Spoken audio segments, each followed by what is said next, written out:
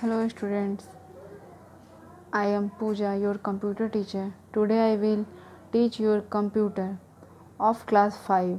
First of all, show your book.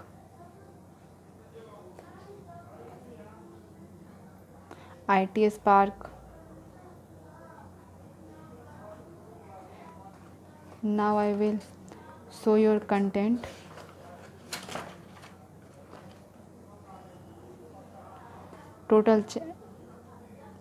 There are total 9 chapters. First of all, first chapter, evolution of computer. Topic, history of computer, generation of computer, classification according to the size. Main topic evolution of computer के 3 हैं. Okay, first chapter evolution of computer. The term computer came from the word commute, which means of count and calculate. Early man use their finger, stone and bones count. पहले के लोग first of all computer जो word है वो count and calculate word को include करके बनाया गया था. पहले के जो लोग थे वो काउंट करने के लिए फिंगर का यूज करते थे, स्टोन का यूज करते थे, बोन्स का यूज करते थे. लेकिन अब जो है वो कंप्यूटर का यूज करते हैं. कंप्यूटर से कैलकुलेट करना पहले की अभी बहुत इजी हो गया है, सेकंड में कैलकुलेट हो जाता है. अब सबसे फर्स्ट कैलकुलेट करने का डिवाइस जो आया वो आया अबेकस. अबेकस कोई मशीन नहीं है, अबेकस कोई इंसान नहीं, वो एक मशीन है जो ऐसा दिखता था, ऐसा उसका स्ट्रक्चर था. इसमें बोन्स, इसमें स्टोन लगे होते थे और ये लकड़ी का बना होता था. ठीक है, वुड. इसको डेवलप जो किए थे वो चीन्स अबेकस किए थे. ओके, चीन्स अबेकस इसको 5000 ईयर्स पहले इसको डेवलप किए थे. किस यूज के लिए? कैलकुलेट करने के लिए. ओके, अब आते हैं हम लोग अपने नोटबुक पे.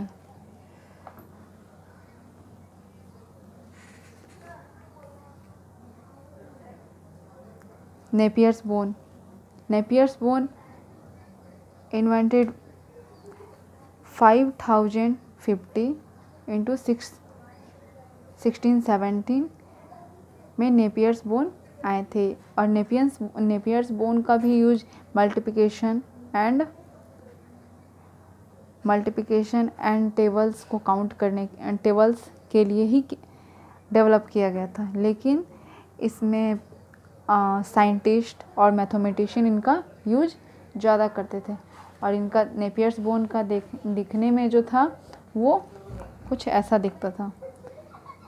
ये बॉक्स बना होता था, लकड़ी का ही होता था. बॉक्स डब्बा जैसा बनाकर इसको डेवलप किया. ये जो आप लोगों को रो एंड कॉलम दिख रहा है वो एक दूसरे से अलग भी हो सकता था. राइट. नेपियर्स बोन्स इस स्ट्रक्चर का नाम था. इनको जो इस स्ट्रक्चर को डेवलप किया था उनका नाम था Jones Napier's. Okay. Third, Pascaline का यूज जो हुआ था, पास्कलिन फ्रेंच के लोग इसका इन्वेंट किया था. फ्रेंसीसी. इसका यूज हुआ क्यों था? एडिशन के लिए, सब्ट्रैक्शन के लिए. मोस्टली इसको एडिशन एंड सब्ट्रैक्शन के लिए यूज में लाया गया था. अब हम लोग नेक्स्ट टॉपिक पढ़ेंगे, history of computer. Sorry, history of computer नहीं, जनरेशन ऑफ कंप्यूटर.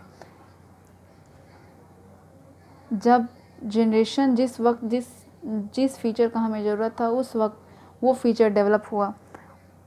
और हमेशा की तरह कंप्यूटर इंसान को नहीं बनाता है, इंसान कंप्यूटर बनाते हैं. सो स्मार्ट कौन है? इंसान स्मार्ट है, not a computer. Right. Vacuum tube. First, the main feature of the first generation are vacuum tube technology, first generation computer में वैक्यूम ट्यूब टेक्नोलॉजी यूज था। Unreliable, supported machine level language, ये सिर्फ machine level language को ही समझता था। Very costly, generate lot of heat, बहुत ज़्यादा ये गर्म होता था। Slow output and input device, slow output and input device, ये बहुत धीरे वर्क करता था। लार्ज साइज, साइज में बहुत बड़ा होता था। एसी नीडेड, इसे एसी के बिना चलाया नहीं जा सकता था, एसी के अंदर ही ये चल सकता था। नॉन पोर्टेबल, इसको आप कैरी नहीं कर सकते थे। Some computer example UNIVAC, ENIAC, IBM 701, IBM 650, second generation computer. The main feature of second generation computer, use of transistor. First आप लोगों को पिक्चर शो किया, पिक्चर दिया हुआ है आपके बुक में, लेट्स सी। यह है वैक्यूम ट्यूब, इसको बोलते हैं हम लोग वैक्यूम ट्यूब और इसको बोलते हैं ट्रांजिस्टर। ऐसा ही दिखता था। ये आप लोग को कोई भी इलेक्ट्रॉनिक डिवाइस में अभी ऐसा लगेगा कि ये आपको दिख जाएगा कहीं कहीं, लेकिन ये कहीं नहीं दिखता है अभी। Okay,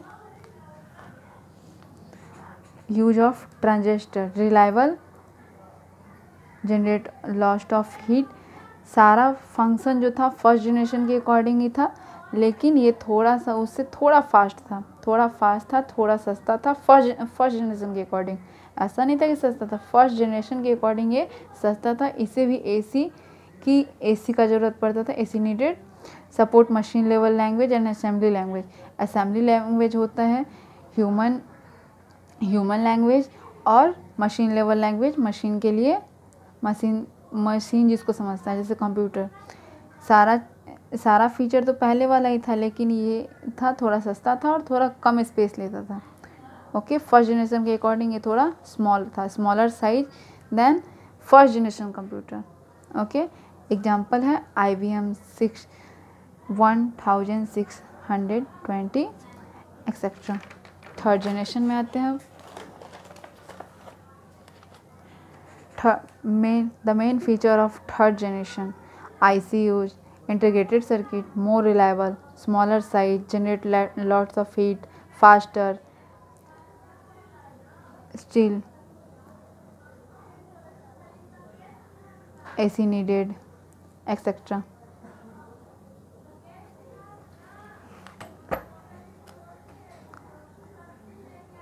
Computer, fourth generation computer, VLSI technology, very cheap, portable and reliable.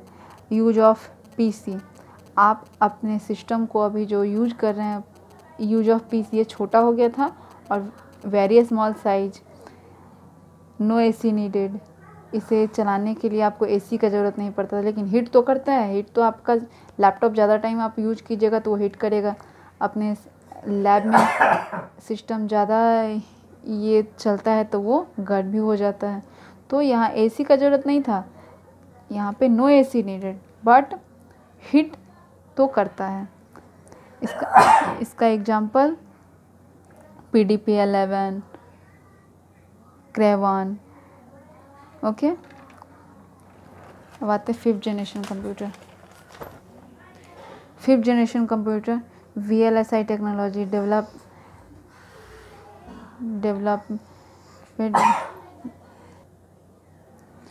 Development artificial agency इसको आर्टिफिशियल एजेंसी डेवलप करते हैं। और फिफ्थ जनरेशन सिस्टम में वो सारे फीचर आ चुके हैं जो ह्यूमंस करते हैं, सिर्फ खाना छोड़कर।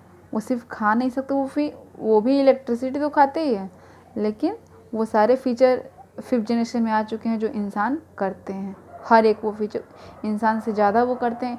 मशीन तो थकता भी नहीं है, इंसान तो थक भी जाता है ओवरऑल। ओके, सो इसका कुछ एग्जांपल है आपका robot, thumb impression, face impression etcetera. तो हम लोग नेक्स्ट वीडियो में पढ़ेंगे classification according to the size. System का क्लासिफिकेशन हम लोग नेक्स्ट वीडियो में पढ़ेंगे। अभी के लिए इतना ही। So okay bye.